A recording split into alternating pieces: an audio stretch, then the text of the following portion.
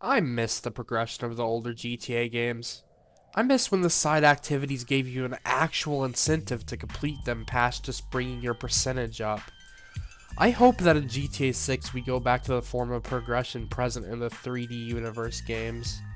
If you're wondering what I'm talking about pretty much all of it. Most of you probably know what I'm talking about, but I'm going to real quickly run over what I mean. Back in the day, there were sets of mini activities you could play through by entering specific vehicles. These were firefighter, paramedic, vigilante, and taxi missions. These could be played at any point if you were in certain vehicles. Across the trilogy, these minigames gave certain different awards, such as increased health cap, increased armor cap, fire immunity, infinite sprint, and taxi nitros. These all served to make playing through the game much easier and were pretty much necessary to get done in the early game to get the best possible gameplay experience. But the arrival of the HD universe changed all of this. In GTA 4, none of these rewards existed, and only the vigilante activity remained, although it was pretty heavily reworked, and gave nothing as a reward for completion of all its levels. GTA 5 only had one of these activities present also, taxi fares, which can only be done by Franklin once he owns the cab company and can't be activated at any time by the player, and once you do them all, you're done. Can't ever do them again. GTA 6 needs to correct the error of the other two HD Universe games. It needs these missions back. To me, they provide a lot of replayability as they give players a lot more to do in the open world gameplay, even once you attain 100% completion. It's just so fun to ride around in a cab listening to the radio and just taking in the environment, or to see how high of a level you can achieve in Vigilante, or actually be helpful once as a paramedic, even if most of my patients get ran over as soon as I drop them off. Oops.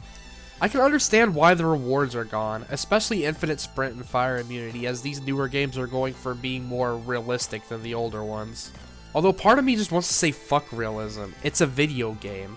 I still get why it's like this though, even if I don't necessarily agree. These activities at the very least existing in GTA 6 would be enough to satisfy me. But on top of those missions, there was another huge part of the trilogy's progression that has been missing since GTA 4. That is rewards for collecting collectibles.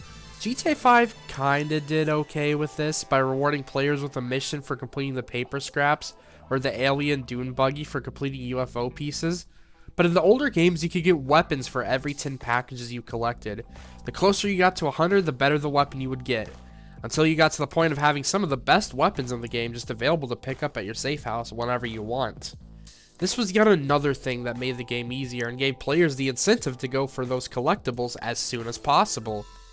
It just isn't the same in GTA 4 and 5, where for the most part, if you want weapons or ammo, you have no choice but to go to the gun store or ammunition. I just love the progression of those older GTAs and hope in GTA 6 we get something more like that. Although I have no doubt it'll be very similar to the other HD Universe games instead. But hey, a man can dream. I'm just slowly starting to realize I think I much prefer my GTA games to be more video gamey and arcadey rather than the ultra realism that 4 and 5 story modes try to go for. But whatever, that's the video. What do you want? Tell me. I'm bad at outros. Please sub or something. Okay. See you later. Just giving the end screen time to do its thing. Okay. Yep. Thanks. Okay. See you around.